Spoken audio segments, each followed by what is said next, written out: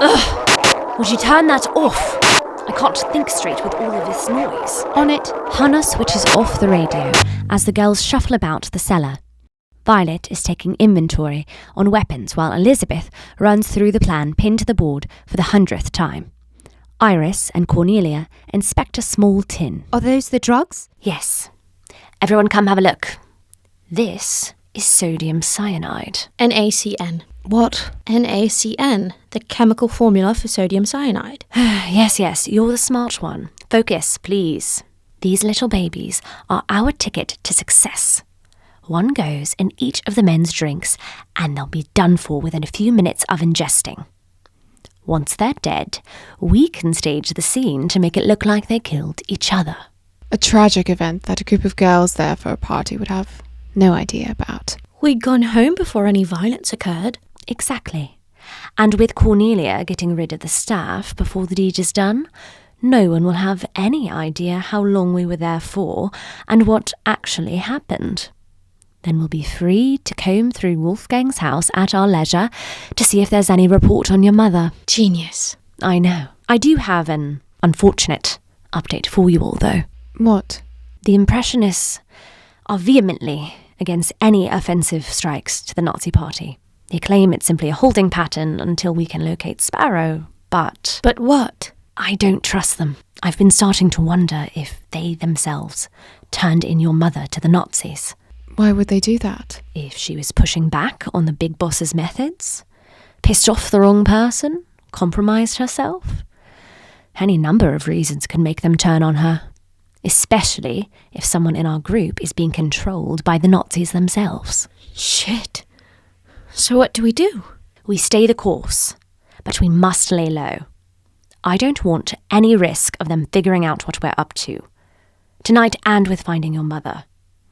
We can't trust anyone outside of the dames. What about HUGO? HUGO's an honorary dame, but even he doesn't know the full extent of our mission regarding finding Sparrow. Nor should he. Understood? Understood. All right then. Let's get you ladies dolled up for the main event, shall we? Mark is expecting Violet at 7 at the gala, and it'll be showtime for the rest of us by 11. After the eventful morning mass, where Tobias was taken by the secret police, the remaining clergy walk silently through the halls of the parish house. Karl glances at Fritz, desperately trying to meet his gaze, but Fritz stares at the floor. Fritz's heart hadn't stopped pounding since the service. His breath hitches in his chest. He starts to hyperventilate and grabs the wall for support. You all go ahead. We'll see you at the meeting in an hour. The other men pass by, casting vaguely worried looks at Fritz as he leans against the wall. He's all right, just distraught about Tobias. Fritz is consumed by full-blown panic now. He dry heaves. Karl drags him down the hall. Calm down. Come here. He pulls Fritz into the library, quickly checking to ensure that they're alone. Fritz struggles to smooth his breathing. Tears glisten in his eyes. Karl guides him to a chair. Karl, Breathe, Fritz. We can't do this. It's too risky. What are you talking about? When they took Tobias today, I thought they were going to take you because of what we've become. I was so frightened I was going to lose you. Fritz, breathe. Tobias was taken for aiding the Jews. Nothing to do with his relationships. But we're all right. No one knows. I can't. I can't. I think we need to take some time apart. What? I have to go away for a few weeks. Minister to those less fortunate. Be in nature where I can hear the Lord's voice most clearly. So go. But we don't have to end things. We do. I can't bear the thought of something happening to you because of me, Karl. Nothing is going to happen. We are protected by the church. I promise. I can't. I'm sorry. Fritz rushes out to the library as Karl looks after him in shock. In Zed's manor house in the country, Maria sits in the library, lightly thumbing through a book of sketches, eyes unseeing. A steaming cup of tea sits on the table in front of her. Soft light streams through the windows, illuminating the high ceilings, stacked to the top with rare books. Sparrow, Our guests have arrived. Zed enters the library, followed by CELINE and ALISTAIR. Maria clasps hands with each of them as they join her at the table. Thank you for coming. Of course. It's good to see your face. It hasn't been the same without you, Sparrow. Pleasantries aside, we have much to discuss. Yes, first, general operations. You received my instructions. Oui. All active members have been notified to fall back into intelligence first priority. Safe houses were notified that extractions are on hold until the general is out of the city. Good. Anything else to report on that front? ALISTAIR and CELINE exchange a look. What is it? We've had just a bit of trouble with everyone accepting the orders. Some believe we should be taking a stronger approach. Which we, of course, made clear was not an option. Let me guess. Iris again. Oui, Sparrow. Make sure that stays clear. We don't have time for risky behaviour. And what news of my situation? Conrad is dead. We confirmed his death, or took care of it ourselves. It wasn't us. He was brutally murdered on the night we pulled you out. So far, there's no intelligence as to who's responsible. We've also been unable to physically locate the letter, nor confirmed whether your name is on the targeted list. Regardless, our biggest threat is gone. Sounds like it's safe enough for me to return while we work to confirm the information did not leak. Not so hasty there, Maria. If anything, this raises more concern. Who killed Conrad? And why? If it were the Nazis, they would have certainly used a gun, not the sloppy work utilized in this case. Apparently, there was a hatchet involved. Barbaric. Zed takes a sip of his tea, dabbing the corner of his mouth delicately. What are you saying? I'm worried there may be another force at play we hadn't considered. The Cirque is our current theory. What do they have to do with it? We're not exactly sure yet, but it's no secret they've actively worked against us in the past. Jesus, I think I can handle myself if the Cirque shows up. But what if they intercepted the letter before killing your mole, What if they decide to use the letter as leverage? He has a point, Sparrow. I don't trust them to play nice. Of course they won't play fucking nice. But they also might have nothing to do with this. And then what good would I be doing hiding away here? Sparrow, think reasonably. Excuse you. I think what Alistair's trying to say is, your dedication to the cause is admirable, but for now the best thing you can do for everyone is to stay here. He pats her hand. She shakes it off to pick up her tea, but doesn't drink, just stares into the cup. I'll report back every 2 weeks. Alistair's team will continue to search for answers, and I'll work with you to try and expedite the travel of the Jews we currently have in hiding. We just got a new couple, actually. It's tragic. Their newborn was murdered in front of them when they tried to escape last week. Yes! See there? There is much good work to be done from here. Iris, Hannah and Elisabeth walk up General Wolfgang's front steps together, decked out in full faces of makeup, perfectly styled hair and dazzling dresses and furs borrowed from Iris's performance closet. All of their preparations had gone to plan, except for HUGO. For the first time in a long time, HUGO had refused to help Iris. She couldn't even get him to agree to be their getaway driver. She knew he had hoped that his insistence would make her change her mind about the mission, but he really should have known better. Once Iris set her mind to something, there was no going back. He'd eat his words later tonight when they returned victorious. Besides, they didn't even really need a getaway car.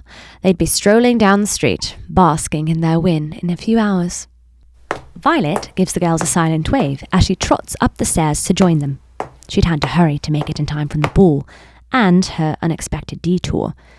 As hard as she'd tried to convince herself that Mark was the enemy, that he was a Wolfgang in training, she couldn't bring herself to really feel it. He'd been charming and polite all evening, and no matter how many times she tried to order the butterflies at her belly to fold up their wings, they resurrected each time Mark danced with her or kissed her cheek. She didn't want him to die, and she knew that if he returned to the after-party with her, there was no way she could get him out alive. Iris would never allow it. So she decided to feed him a steady stream of alcohol all evening, to the point that he'd vomited in the bushes on their way out and nearly fell down the stairs. To Violette's relief, they'd both agreed it would be best to call it a night. No Mark? He drank too much at the ball, so he went home. Lucky day to be a lightweight, I suppose. Ready? Into the lion's den. Hannah and Elizabeth just nod. Iris's gloved hand raps on the front door. A butler answers, scowl on his face. Good evening, Fräuleins. I believe you have the wrong address. He starts to close the door, but Iris shoves her foot over the threshold to stop it. Wolfie's expecting us. We're a birthday gift. I highly doubt that. Before Iris can respond, Klaus appears around the corner. Ah, the General's birthday surprise. I thought that might be you. Welcome, ladies. The butler looks like letting them in is the last thing he wants to do, but he relents, gesturing for the women to enter. Klaus stops them in the foyer. You don't mind a quick search before we enter, do you? Safety protocol. It would be an honour to have your hands on me, Major. Anything for the General. The four girls giggle, perfectly in character, as Klaus inspects their handbags and quickly sweeps his hands over each person, lingering a little too long around Iris's chest and Violette's rear. Finding nothing of danger, he leads them to the sitting room. Wolfgang, my friend, the celebrations continue. Continue? I think they've just truly begun. You old dog. You shouldn't have. Ladies, please join us for a drink. Anthony signals the butler for more alcohol. Iris walks over to Anthony and Wolf and sits on the edge of his chair. She caresses the General's arm. Many happy returns, General. Thank you. It's a pleasure to have you join us. The pleasure is ours, truly. Hannah, Violet and Elizabeth follow suit. Violet cozies up on the couch next to Klaus, Hannah flirts with Stefan, and Elizabeth with Christoph. This is meant to be a party, isn't it? How about a little tune to liven the mood? What a marvellous idea. Hannah rushes over to the record player to select music. Elizabeth and Violet tug their men up to their feet. Dancing? You'll be hard-pressed to get those two up on their feet. He raises his glass towards Anthony and Wolfgang, both puffing at their cigars. Oh, we'll see about that. At the very least, I know they like to watch. She squeezes the General's shoulder and tosses a wink to Anthony. Wolfgang chuckles as a jaunty tune starts to play. You know me, do you? Your friends certainly enjoy my shows. I have no doubt you will too. Elizabeth and Violet swing into step with Klaus and Christoph. Iris pushes off her perch and grabs Hannah's hand. They dance together as the three men watch on. In the back alley behind the General's home, Cornelia lingers in the shadows, her dark coat and hat pulled close around her in the autumn chill. A few shopping bags sit on the ground near her feet. She checks her watch and looks both ways to ensure the alley is still clear. She's alone. She steps up and knocks on the back door. A middle-aged woman answers. Yes? Hello, I'm Cornelia Franco. I believe we met the other day when I was here visiting the General. Right. Why are you at the back door, then? Well, it's a surprise, you see. For his birthday, he and my late father were dear friends, and every year my father would gift the General his favourite cake. Cornelia holds up one of the shopping bags. The maid's gruff expression melts a bit. The General has taken me in like a daughter since my father's passing, and I thought I'd continue on the tradition. May I? All right. Anything to keep him in a good mood. She leads Cornelia into the kitchen. The butler and cook bustle about with their duties. Cornelia sets her bags on the table. Do you mind if I use the lavatory? I'd like to freshen up before I surprise him. Certainly, Fräulein. I'll show you. Laden with a tray of drinks Anthony requested, the butler points Cornelia to the restroom down the hall before heading the opposite direction, towards the ongoing party in the sitting room. Cornelia leaves the bags, but slings her purse over her shoulder and heads to the restroom.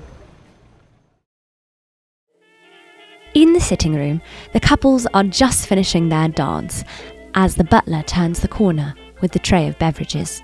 He passes them around to all the men and women. Everyone, a toast. Hear, hear. As Christoph gives a toast to General Wolfgang, HANNA leans in close to Stefan, rubbing his knee. I'll be right back, sweetheart. Point me to the ladies' room. First door down that hall. HANNA tries not to sprint as she enters the bathroom and locks the door behind her. She rushes to the sink and opens the cabinet next to the mirror as she mutters to herself. Come on, Cornelia. Where do you put it? HANNA pushes aside pill bottles, washcloths, and bars of soap as quickly as possible, hands shaking. Shit. Oh, thank God. There, tucked in the back corner, is a small pill box. She opens it and counts. 10 pills. Bedtime, boys. She tucks the pill box into her purse and rejoins the party. Cornelia returns to the kitchen and unpacks her shopping. Cake, candles, some champagne. The cook is nearly done cleaning the dishes from supper. The butler and maid wipe down the table and appliances. Awfully late for you all to still be working, isn't it? Exceptional occasions call for exceptional service. The cook snorts. The butler raises his eyebrows. We're here as long as the General requires our services. Well, I'd say they're about done for the night, wouldn't you? Hell, they can pour their own drinks, right? That's what I keep trying to tell him. I don't want to risk upsetting him. You know how he is when he's drunk. Oh boy, he is a brute when he's had a bit too much. I sympathise completely. The maid and butler sit at the table, exhausted. Here's a thought. I'm here anyhow to bring him his cake and have a little champagne. If he fusses about it, I'll say I told you to go home because I've come to be his bartender for the evening. Couldn't let you do that, miss. Oh, it's nothing. I'll be here anyhow. Well, that's kind of you, but... No. Truly, you'd be doing me a favour. She pulls out a stack of money from her purse and pushes it across the table. All three of the staff's eyes go wide as they look at each other. I'm all alone in this world now, you see. A lady has to make use of her assets. I just hope the General agrees that we would make for a fine match. If he's angry with us, though... I will take full responsibility. You can place any and all blame on me, I swear. Please, would you help me? The cook strolls over and counts the money, splitting it 3 ways. She pockets her portion and grabs her coat off the hook. I hope you get what you're after, girl. The maid and butler watch the cook leave, then look at one another nervously. I suppose that sounds all right to me. Oh, thank you. I will thank God for you both in my prayers tonight. The pair grab the portions of the cash and exit quickly through the alley door. Cornelia breathes a shaky sigh of relief. Back in the sitting room, the men are drunk and roaring with laughter over a story Violet tells. When she came back to the house that afternoon, the goat had eaten half her curtains and left piles of droppings all over the kitchen. Oh, you are a sly one. Oh, son. This was all a dispute over a handbag? Note to self, never underestimate a woman avenging her favourite accessories. I think this calls for shots. Give me a hand, Iris. HANNA slyly pulls the pill box out of her purse and pops a pill in each shot glass. Iris makes quick work of passing them around to each of the men, while HANNA pours untainted glasses for the girls. A toast! To never underestimating a woman avenging her favorite accessory. And to shitting goats. The group's roar of drunken laughter nearly shakes the windows as they all down the shots. HANNA and Iris catch one another's eyes across the couch. Everything is going to plan. They just have to distract them a little while longer for the drug to kick in. Iris refills the General's glass, then plops herself back on his lap and clinks glasses with him. She rubs his thigh. HANNA and Violet have pulled their men back up to dance, now moving at a slower, more seductive pace and whispering in their ears. Elisabeth leans in close to Christoph and licks down the side of his face. He laughs and pulls her into his lap, arms wrapped tightly around her waist. Violet catches Elisabeth's glance with eyes wide in worry. The men are still wide awake. Elisabeth musters a reassuring smile over Christoph's shoulder, then pulls away and fans herself. All this excitement has me feeling a little lightheaded. I'll be right back, handsome. Would you help me freshen up, Iris? Of course, my darling. Don't go anywhere, boys. I have big plans for both of you. She points to Wolf, bites her lip, and gives him a wink, then follows Elisabeth to the hall. Elisabeth pulls Iris down the hall, past the bathroom to the kitchen. She peers around a corner. Oh, thank goodness, Cornelia.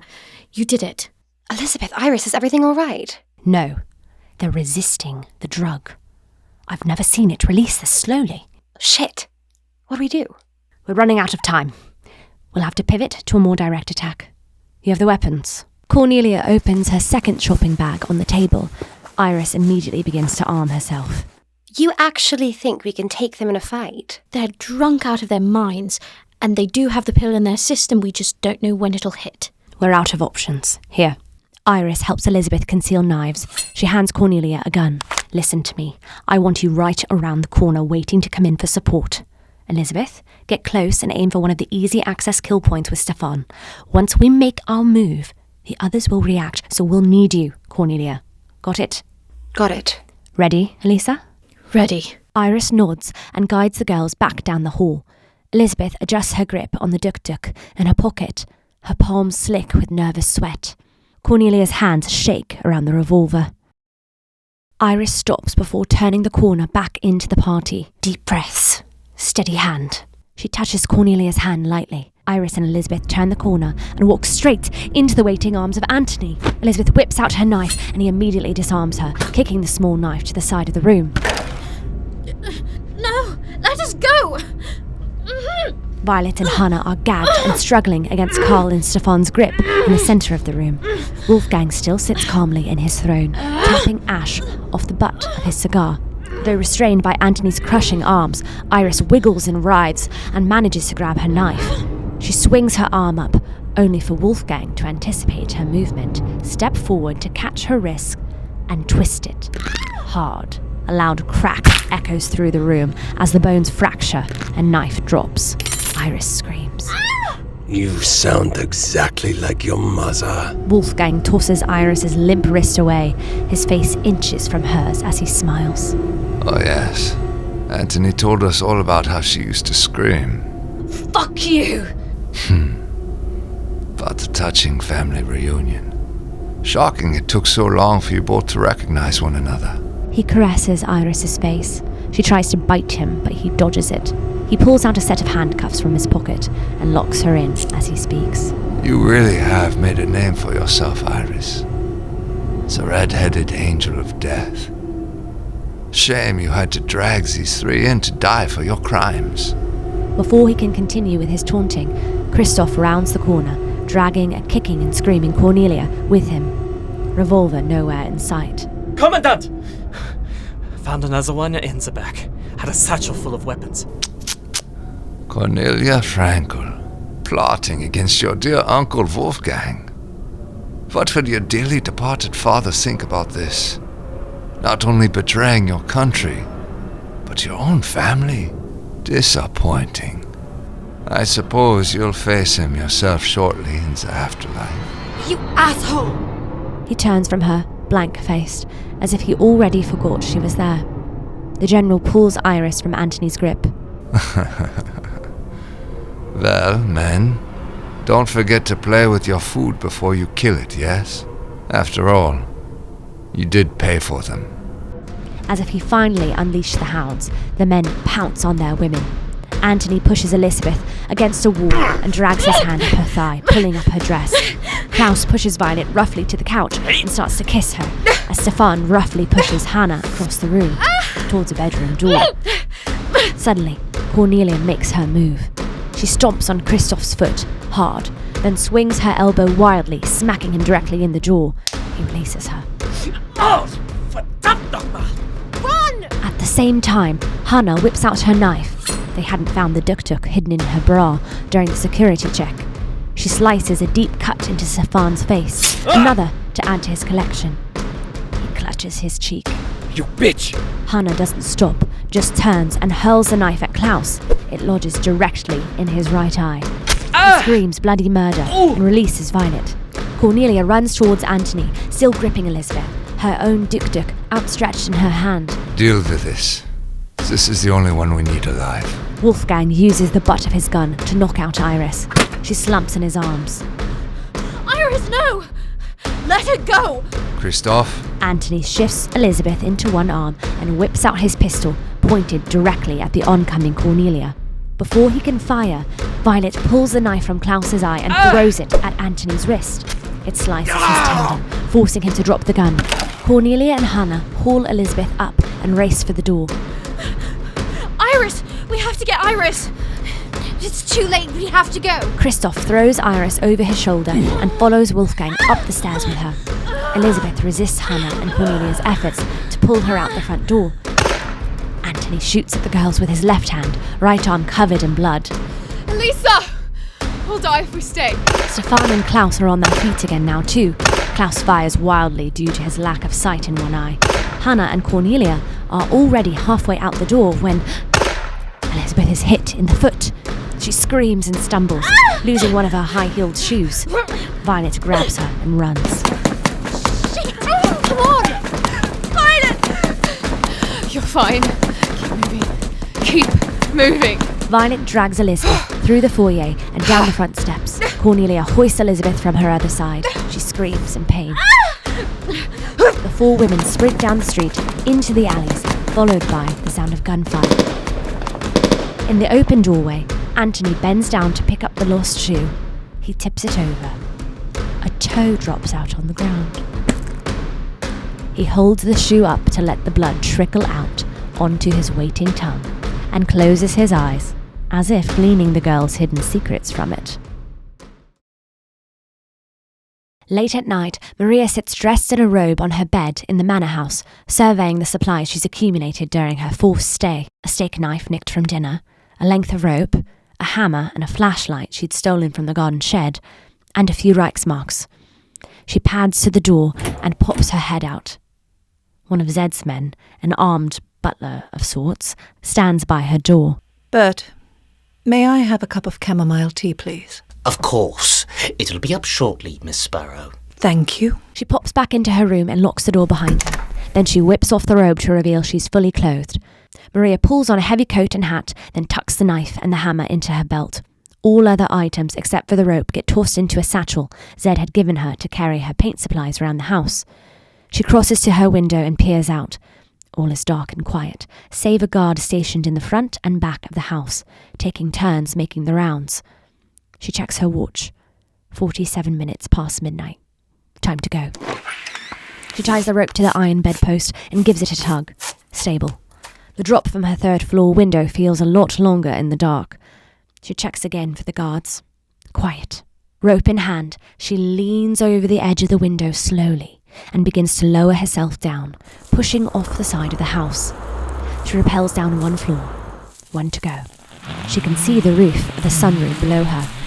Her arms scream with the effort of the descent, but her feet, finally, touch the roof. Nearly there.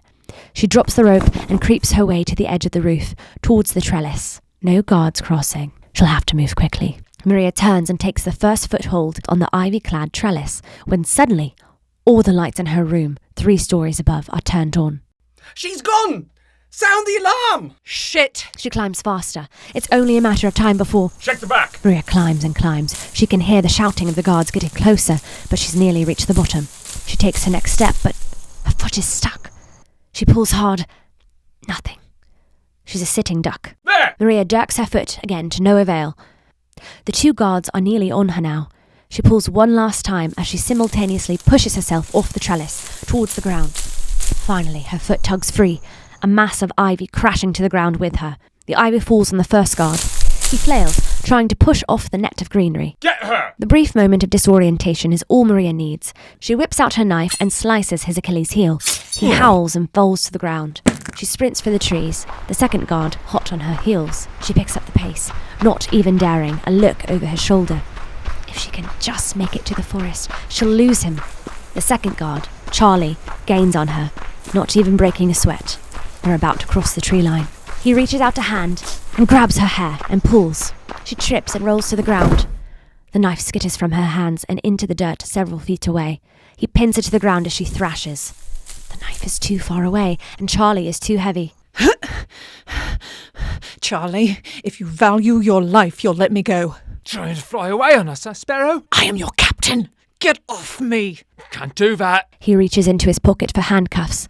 The shift in weight and glance to his pocket was the opening Maria was waiting for. She grabs the hammer on her belt and swings wildly. She connects with the side of his head. He cries out and falls off her. She leaps to her feet and runs as fast as she can into the forest. HANNA swings open the door to the secret room under the cellar as Violet and Cornelia guide Elisabeth inside to the couch. Violet rummages about the cellar for bandages and alcohol for Elisabeth's wound. HANNA sits next to her and holds her hand. What the fuck are we going to do? They have Iris. We have to go back for her. I don't know that there'll be anything left of her to go back for. They'll be expecting us to go back for her. We'd be dead on arrival. We're already dead. They know our faces. We attempted murder. They'll come for us. We can't think like that. She needs our help. Elisabeth, you can't even walk right now. What do you expect us to do? There has to be someone who can help. Get Fritz, Violet. And someone tell Hugo. He can get the Impressionists to support us. From the way Iris was talking, I'm not so sure the rest of them will show up for her. But Hugo will. I'll be back. Be quick, HANNA. Don't let anyone see you. HANNA scampers out of the cellar. Cornelia sits in a chair, cradling her head in her hands. You really want to tell Fritz, Elisabeth? We need help. And... What? Well, if they do come for us, they could come after him too. And if Mama gets back and we're gone, at least someone would know what happened. You can't go. It's too risky to leave the cellar. They know Iris worked at the club. We have to stay hidden. Then I'll write to him. See if Hugo can bring it to the church. Violet grabs a sheet of paper and scribbles her message on it. She folds it up. Wait, let me see. Fritz, we need your help. General Wolfgang has our friend. Someone who is helping find Mama. He knows our faces and might already know more. He has every reason to come after us after what happened, which means you could be in danger too. Meet us at the house as soon as you can. We'll explain everything. We're so sorry. V&E. Hugo, you came. What the fuck is going on? Where's Iris? We'll explain everything, but you should sit. Hugo crosses his bulging biceps, the muscle in his jaw ticking harder than usual, as he listens to the girls' retelling of the evening's events, how they'd been trapped and Iris had been taken. When they'd finished, all 4 girls sat in front of him waiting for his response. Wolfgang has her. Yes. He'll have moved her somewhere by now. Do you know where? He's a general, so it could be anywhere. Maybe he took her to the Gestapo? Nah. He wouldn't have gone to all this trouble to just hand her off to someone else. This is a personal project for him. Or just a demented form of entertainment. Yeah, you'd be right about that. He's well known to play with his food. What can we do, Hugo? We have to go after her. Would the Impressionists help? What do you know about the Impressionists? Nothing. Just that you and Iris work with them. And our mother. Your mother? Who is your mother? They call her Sparrow. Iris is helping us find her. Is that right? Well, I think we're on our own here. They won't come near a situation as desperate as this. So that's it. There's nothing we can do. I didn't say that. What then? You have a plan? We need to find out where they might have taken her. Then we can make a plan. And how will we do that? I can do it. How? Mark. He's Wolfgang's aide. He would know, and he owes me. You trust him? Enough for this. Fine. You go to him. I'll use my own sources. We'll meet in 3 hours. But we can't come back here. We don't know whether the General is trying to keep this quiet or not. So until then, the entire place is at risk of a raid. I want all of you out of here. We know. We're going to move to our house. Good. Write the address down. I'll meet you there once I've done what I need to do. As Elisabeth writes down the address, Violet holds out a folded letter to the strong man. There's one more thing. Our cousin, Fritz, he's a priest. Can you drop this off to him? He needs to be warned in case something happens to us. Iris awakens to the icy shock of a bucket of water poured over her head. She sputters and blinks, already feeling the chill in her bones through her soaked clothes. A stab of pain reverberates through her broken wrist. Good morning, Fraulein. Wolfgang grabs her chin roughly and tilts her head back to get a good look at her. Antony stands silently beside a table filled with knives, pliers, ropes, and other tools of destruction. Iris can feel where she's been beaten. Her ribs tinge on every inhale, but still, she glares at the general icily. I have to say, I'm impressed. If the rumors are to be believed, you've killed well over 50 men, and in such creative ways. The general licks his lips, excited by the mental image of Iris's kills. If you hadn't tried to kill me, we might have had something here. I could have used a demented mind like yours on my staff. Fuck you! Not interested in chatting. I can't imagine why. We had such fun pretending to like one another last night. That's all right.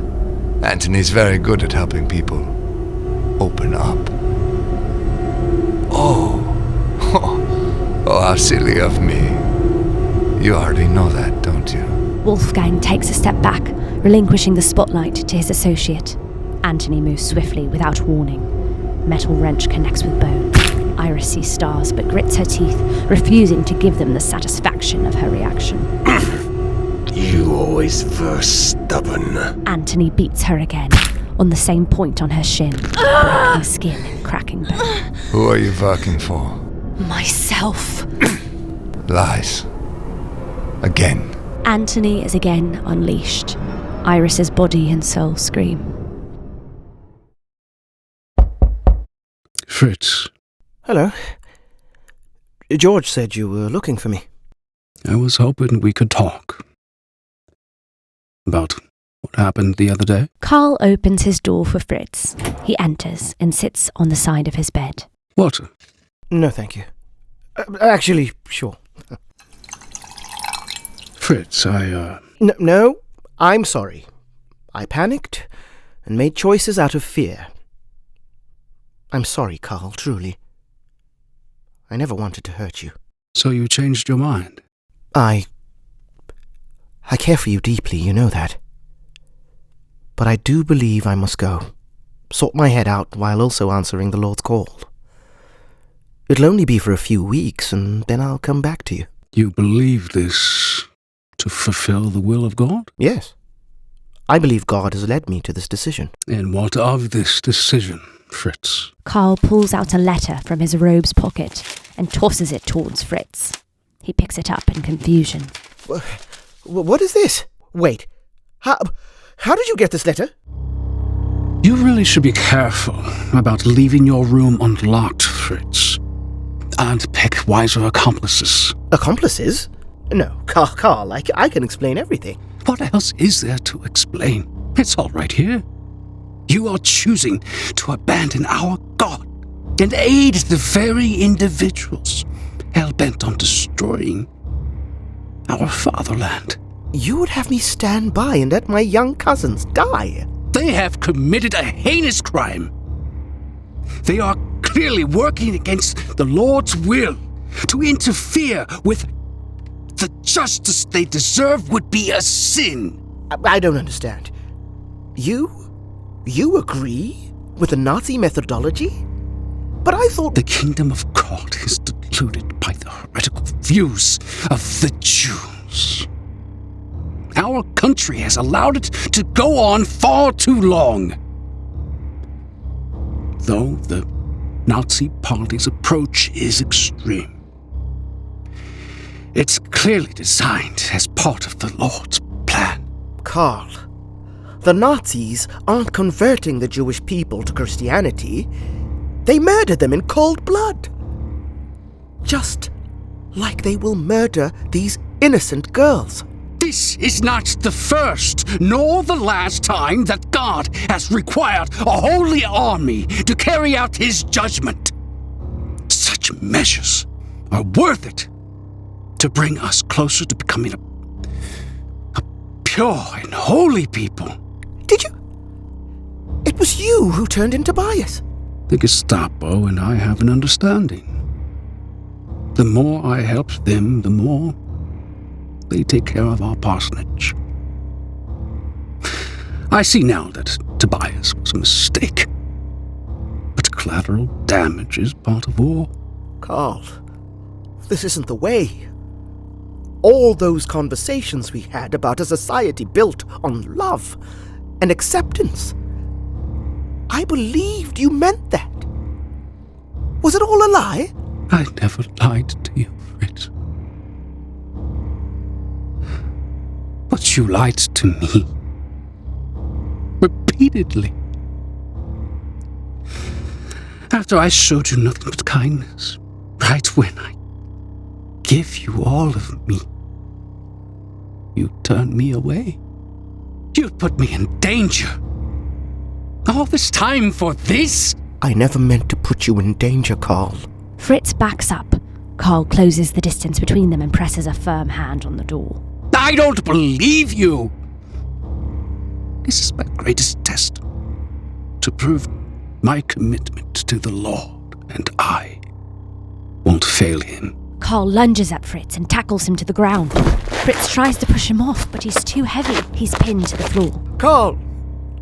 What are you doing? Karl ties a length of rope around Fritz's wrists in front of him. I'm turning you in. Stop. You don't have to do this, Karl. Let me help you. This isn't the way. It's the only way, Fritz. It could have been different. But you made your decision. Karl hoists the bound Fritz to his feet. But as he reaches for the door, Fritz twists out of Karl's grip and loops the rope between his tied wrists over Karl's head, pulling him tightly to his chest by the neck. Karl bucks and flails as he chokes, clawing at Fritz's face blindly. Tears rush down Fritz's face. He leans against the wall for support as he pulls hard on the rope around Karl's neck. Karl's eyes bulge out of his head as he gargles, hands grasping Fritz's own for a horrific moment, before falling limp. Fritz slides down the wall, Karl's body still resting on his chest as he sobs.